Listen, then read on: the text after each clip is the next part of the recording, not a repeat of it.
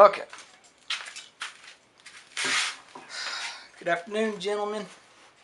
Coming from a hell-bound garage of dirtiness. Today we're going to get away from knife making a little bit. Still going to talk about it. I'm not going to show y'all any knives, although I could. Made a whole slew of them.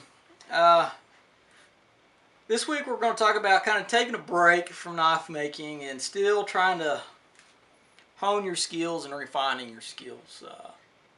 I take the idea of if you're not constantly learning, then you're not living. Everybody has to learn something. You're always learning new stuff. Now, if you retain the knowledge, now that's totally different. I can say that I haven't retained a lot of knowledge over the years, especially through school. I'm showing y'all this plane. Yeah, I just got through finishing it up. I'm actually kind of really proud of it. It doesn't look all that handsome and wow, and no bright colors and no real awesome looking wood in there. It's just plain pine and oak. I'm gonna talk to you about my first love was woodworking. Boy, I love working with wood. I love the smell of wood. I love making stuff. I've made my own kitchen cabinets. I've made quite a few other pieces of furniture. Maybe I'll get around to showing y'all one day when my house isn't a total train wreck. I got a young boy. My house is always a train wreck, so that might not ever happen. But everybody needs a break every once in a while. I needed a break. So I told myself, you know, the wife wants me to make some new furniture, some end tables and whatnot. I might show those later on, maybe not. If y'all want to see it, I guess I'll show it. But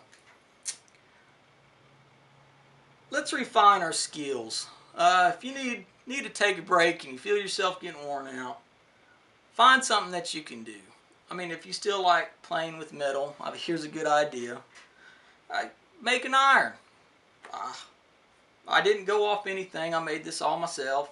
Kind of planned it out in my head. I knew how it works. I don't have another one to go off of, so I basically thought it out all in my head. Said this is what I want to do, and this is what I achieved. Ow. I think I just cut myself. Sure did. As you can see, the other one. Didn't mean to flip y'all off. Sorry about that, guys. So let's get back to what we're talking about, knives. Everybody loves making knives. We all love making knives. That's why we made our own channels. You know, I made this because it's a tool. I love making tools. That's why we make knives. Knives are tools. That's why I like making kitchen cutlery knives. I use them every day. I can see my work every day and handle my work every day. And I can see what's wrong with it, so I can fix the next batch. Maybe I didn't get the hardening right, the tempering right. Maybe that tip isn't just sharp enough. We refine our skills, especially if we use the tools that we make. You're never going to learn as much as you can by selling your knife to somebody and them not telling you anything. I love criticism, positive feedback, and I love negative feedback. Somebody says, you know, that handle just wasn't thick enough. Next time, I'm going to make the handle a little bit thicker. That edge didn't hold just enough. Got to make it just a little bit harder. So, refining your skills. I found myself needing to take a break, and I still want to refine my skills, so that's why I made this. This is what you can call a precision tool. I mean, a knife is a precision tool depending on what you're trying to do. If you're just trying to create splinters in the backyard with your bushcraft, I mean, it's a tool. Is it a precision tool? No. I mean, it could be, I guess, if you're trying to get toothpicks. So it all depends on what you're trying to accomplish. But we got to hone our skills. And if it's breaking off and trying to learn something new to hone those skills, then you should try it. Especially if you have to take a break. Guys, I'm going to apologize right now. I'm in my garage. It's 103 degrees outside, and I only know how hot it is in here. So, this iron is a 3/4 inch rabbit plane. Yes, I call it an iron. This is an iron. It's just shy of 3/4. Like I said, it's oak and pine. Here, I'm going to I'm going to try to get a little bit down on this board. I'm going to try to zoom in for y'all so y'all can get a little bit of a better look at what I'm trying to do with it. If y'all don't know what a rabbet plane is, a rabbet is just a notch that you can do. Now this is a 3/4 inch notch. All the wood that you buy from your big box stores, Home Depot, Lowe's, they're all 3/4 inch. They say it's 1 inch, but it's all 3/4. And this is just shy of 3/4. So, you know, a rabbet plane is used a lot in furniture making. I mean a lot in furniture making.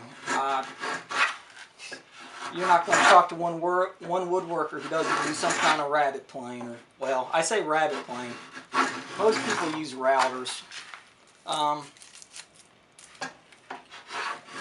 The reason why I made this is because the more that I don't have to depend on machinery, the better I feel. I mean, all of us are easy to say. Would you feel more better about a knife if you made it by draw filing it than you would by using your 2x72, 1x30, you know, whatever you have? Of course you'd feel better. You'd say, you know what? I didn't use a lick of machinery to get it there. It's all by hand. And again, it all reverts back to refining your skills.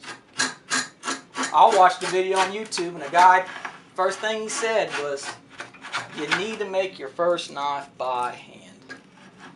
And I have to agree with that. A lot of people don't realize what it takes to make a knife by hand. By God, I've been working on the same knife for 3 months doing it by hand.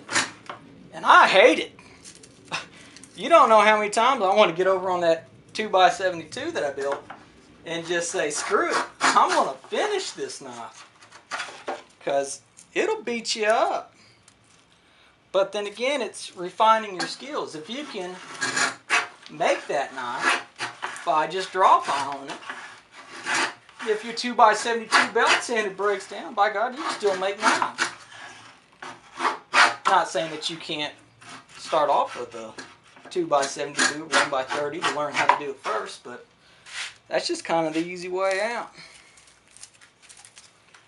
So I kind of sound monotonous, and I know I do. I always repeat myself. But again, guys, refine your skills. If you need to take a break, there's nothing saying that you can't go out and make something else. If you know how to make one of these, you're just getting a bigger market. You might have some old timer out there really like your pocket knives, and you know that he works on furniture. Or maybe his grandfather used to work on furniture the old way. And he'd like to have something just to hang up on his wall. He won't ever use it again. And you know,